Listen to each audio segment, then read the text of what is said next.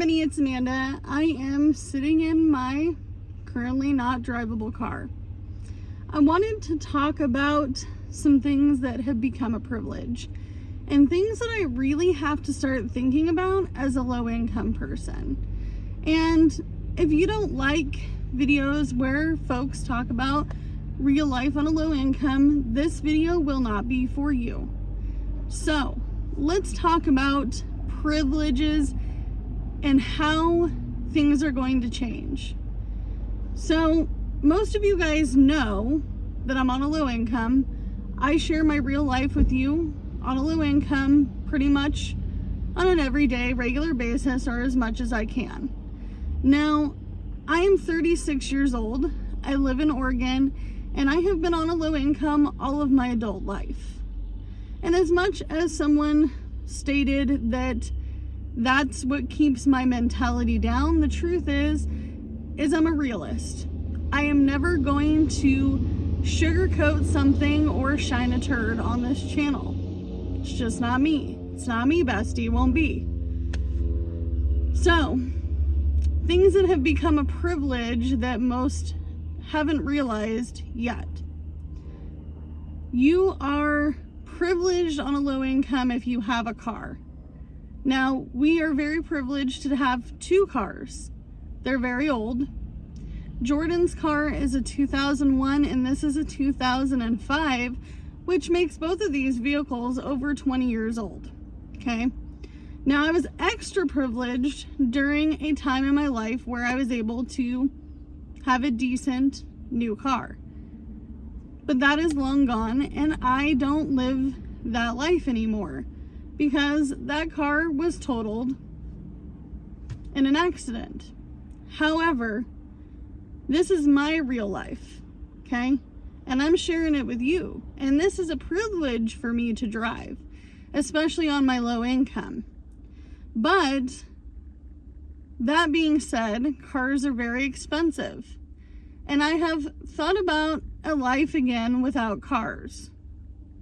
Multiple times in my plans to move, I've considered highly, deeply, and almost needs to be a top priority that I live in an area with transportation. And you're probably going, but Amanda, you drive for a living. You do DoorDash, you do Uber Eats, you do Spark, you do Instacart. If you had a newer car, you could do Uber and Lyft, no problem. And that's correct. But I need to be in a situation where if my car does not start like the last few days, I'm gonna need a other option for transportation. And this is a big thing for me because I have always lived in a tiny rural town where this is country bumpkin land. There's no bus, there's no taxi service. Uber and Lyft don't come to this area. And I'm very fortunate because the one and only thing that really has saved my butt in the last probably week and a half is the fact that we were able to afford to get Jordan's car fixed for a very cheap price. And this guy who is a mechanic in our mobile home park fixes cars for very cheap because he goes to the junkyard and he does what's called U-pull. Okay? Meaning you go to the junkyard and you pull that part. But the thing that I realize is that I'm very privileged in the fact that I am able to afford to drive at this point in time in my life, no matter what my income has been. And I'm also very fortunate that I have used these vehicles. Jordan has used these vehicles, my husband, to make money. Okay? And I'm not going to lie to you. I think that even if I wasn't driving for a living, I would still be driving to the city to work because that's where all the jobs are. So that's going to be about an hour and 20 minutes drive to work a job that is going to get me by. And as much as you can say, hey, do this for a job, go do this, go apply there. I have tried all the things. I have tried. And this job market is just absolutely crazy. The line to get a job is crazy long. And honestly, I think I've just gotten lucky. And a lot of it is I'm going back to jobs that I worked before that seemingly worked out and they really liked me. Not everybody has that. So I am very privileged in my 36 years of life to be able to say that I can do that. But I do have to drive an immense way to get to work, to drive, to get to work, right? I mean, like, I have to think of my imminent future, and this is something I've thought about for my future self. So when I think about moving, or I think about what happens if something happens to this home in this mobile home park, or they don't want us to live here anymore, or we can't afford to stay here, we're not finding jobs, work is not working out, the number one thing on my list besides housing is going to be transportation. Can I take a bus? Can I take a train? Can I take the MAX? Can I afford to take public transportation in general? What if I have to get an Uber or a Lyft? What if I have to call a taxi company?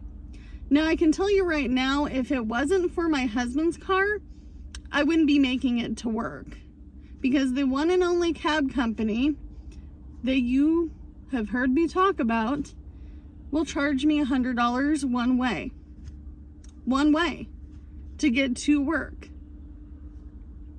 So I could really be down on my luck at this point. And if you've made it this far in this video, you're going to hear the biggest announcement of all time that I have ever said on this channel. If I am unable to obtain and continue to keep full-time employment, if I'm unable to make money doing gig working, if I am out 2 cars, or if something happens to my home, I will immediately, if any of those things start happening, I immediately will have to leave. I will have to leave because this is a privilege to me. And if I lose my privilege, I'm not going to be able to stay here. So that is just a reality. And if that's your reality, I feel you, bestie. Let me tell you, I know I'm not the only one sitting here talking this talk and singing and dancing the same thing. We are all in some sort of predicament one way or another. Whether your predicament is simple or extreme, or maybe yours is similar to mine, or maybe this is something that makes you think about your imminent future and what you need to do in your life.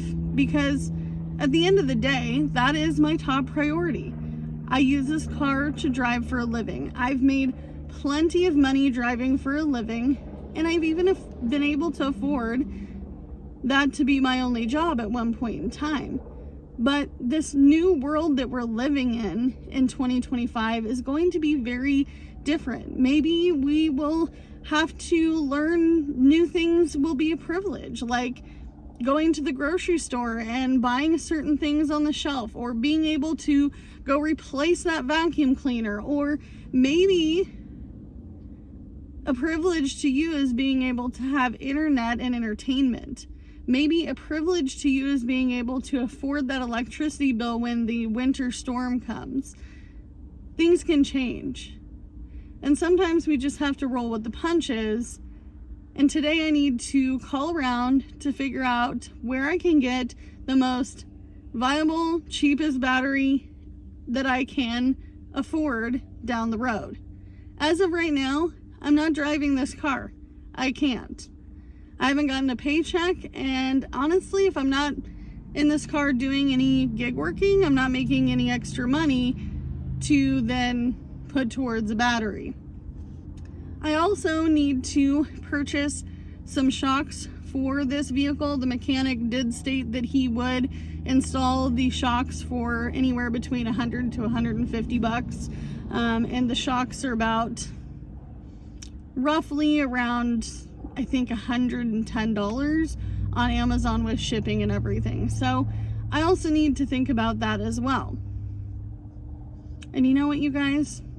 You can only do what you can with what you got, because it's all you have to work with. And I'll see you in the next one. Bye, guys.